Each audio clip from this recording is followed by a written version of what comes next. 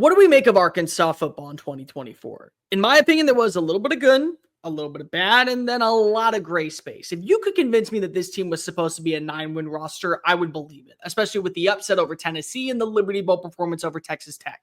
And then I remember the debacle that happened out in Stillwater against Oklahoma State, and I want to pull my hair out. But Sam Pittman's back, Bobby Petrino is back, Taylen Green is back. What is this team going to be in 2025? I got 3 questions, so let's break it all down. Welcome on into SEC Unfiltered. It's Cole Thompson here. Like the video, hit the ring notification, and subscribe to the channel because we talk college football every single day. Download the podcast version of the show wherever you get your podcast listening systems. Follow us on the socials, link in the description. Follow me at Mr. Cole Thompson, and check out all of our great work found at SECUnfiltered.com. This episode is fueled by FANDUEL. Visit FANDUEL.com/SECU to join today and get started with $200 in bonus bets when you win your first $5 bet. So lay down $5, win that bet. You're going to get $200 in bonus bets. Stop wasting your time. Go visit FANDUEL.com/SECU and join in the madness today. Question number 1. What are realistic expectations for Arkansas next year? Sam Pittman is coming on back. You're going to have a second-year quarterback in Taylen Green. It's going to be the same offense with Bobby Petrino. What are realistic goals for Arkansas this year? Are you expecting to be a team that's competing for 8 wins? Are you expecting to be a team that's just going to be bowl eligible? Are you trying to get some upsets here and there, like on the road against a team like Ole Miss or against Tennessee out in Neyland? What are the realistic expectations for Arkansas? A lot of the roster was depleted, whether it was in the transfer portal or in the NFL draft. You're losing multiple wide receivers like Andrew Armstrong, and you lost Jaquindon Jackson at running back. You lost Landon Jackson on your defensive line and the Metcalf brothers in the secondary. So you brought in some new faces, which again could be a wondrous surprise for this team. But what are goals and expectations? Because for the fan base, you kind of have to go into the season not knowing what to expect, which is frustrating. Arkansas is a team that I believe should be competing for 8-9 wins every single year. I believe that even without the necessary resources that they have, the type of players that they're able to bring in, and really the mentality that should be hog culture, should be at the forefront of all conversations. And it just doesn't feel like that right now. So much attention is into basketball. So much attention is into baseball.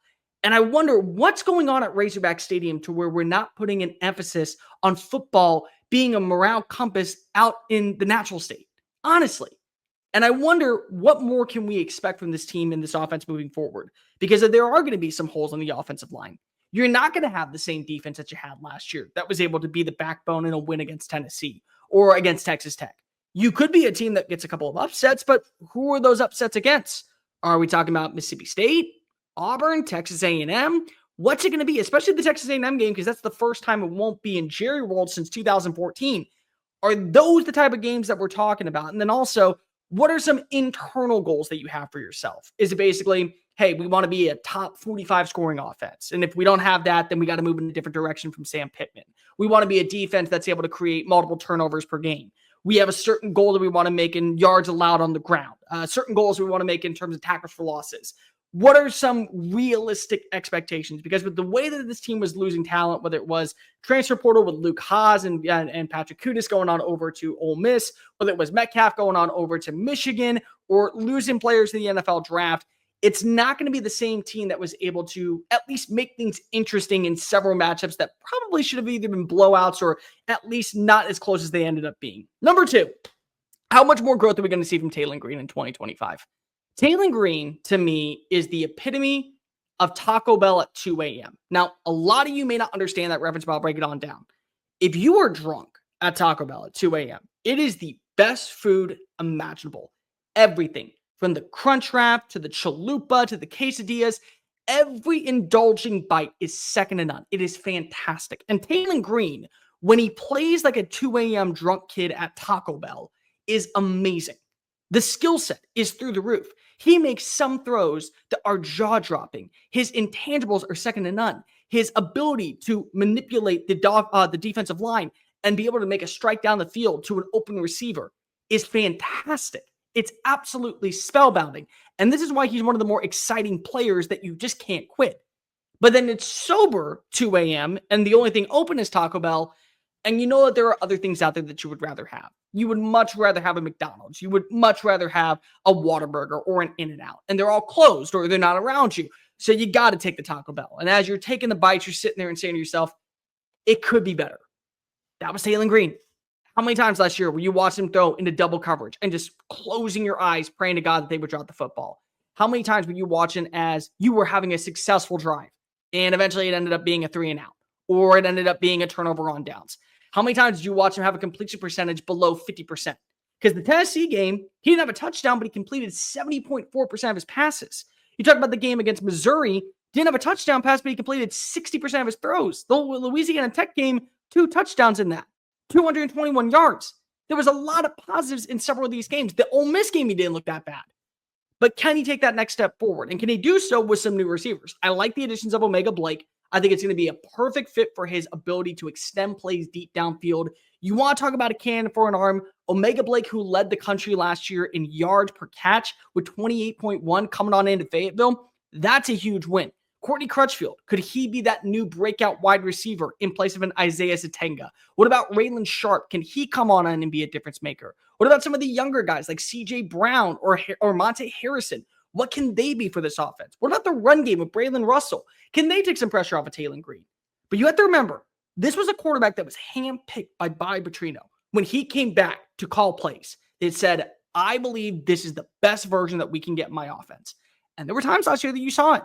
Multiple times that Taylen Green lived up to expectations, was the reason why Arkansas was playing meaningful football, spectacular football that you actually want to praise.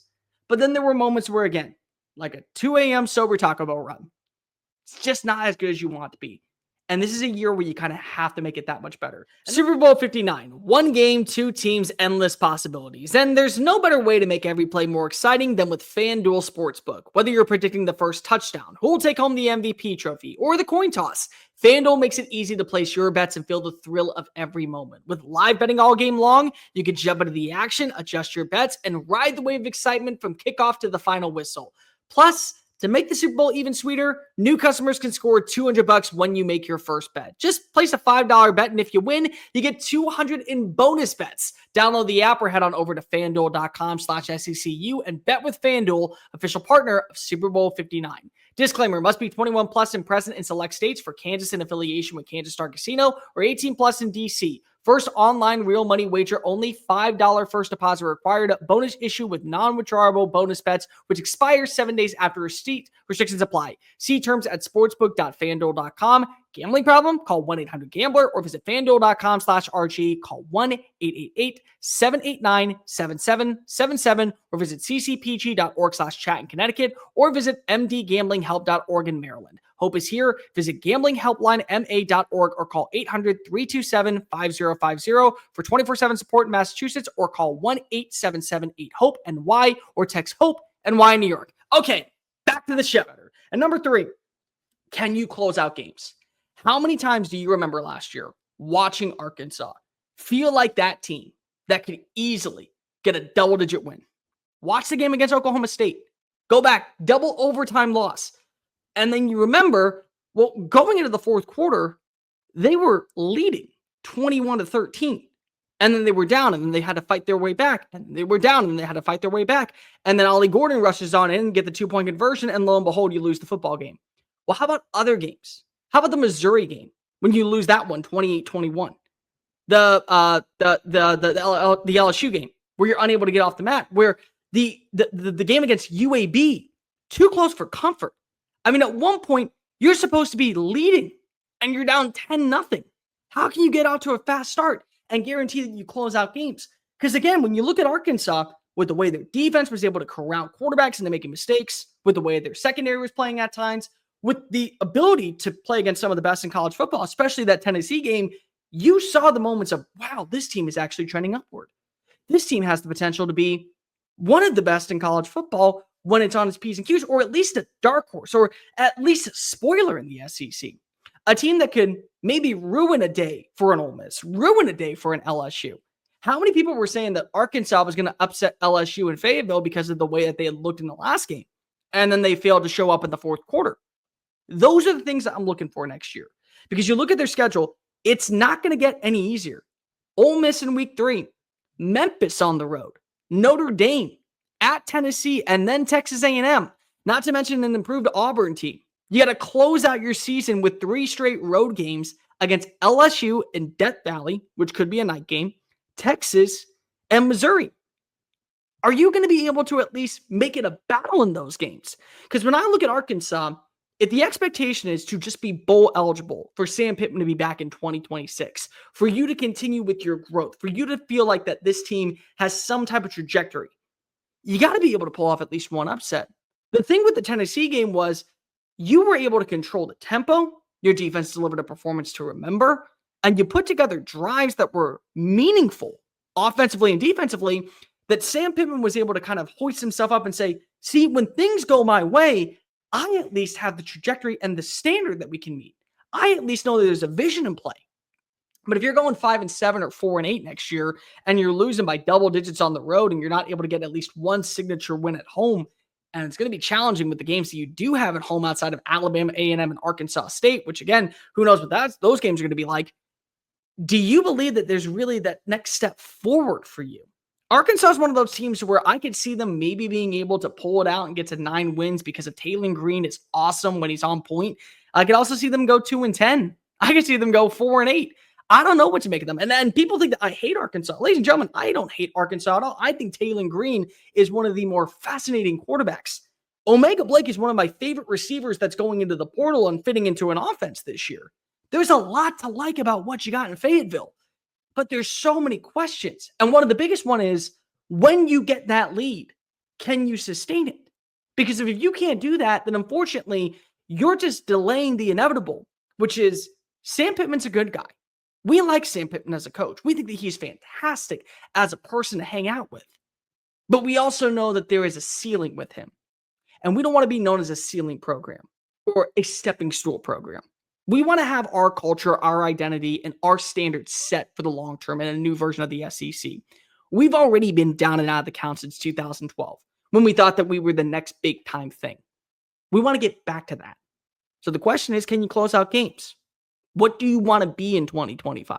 And more importantly, can Taylen Green take that next step forward going into Bobby Petrino's system? But those are my 3 questions. Let me know in the comment section down below. What are your 3 questions for this team moving forward? Like, review, hit subscribe. Make sure you're following us on the social channels, TikTok, Facebook, Instagram, Twitter at SEC Unfiltered. Follow me at Mr. Cole Thompson and check out all of our great work found at SECUnfiltered.com. Until next time, folks, I am Cole Thompson. Arkansas, I think you're going to be fine. But then again, I thought the same thing last year. Peace.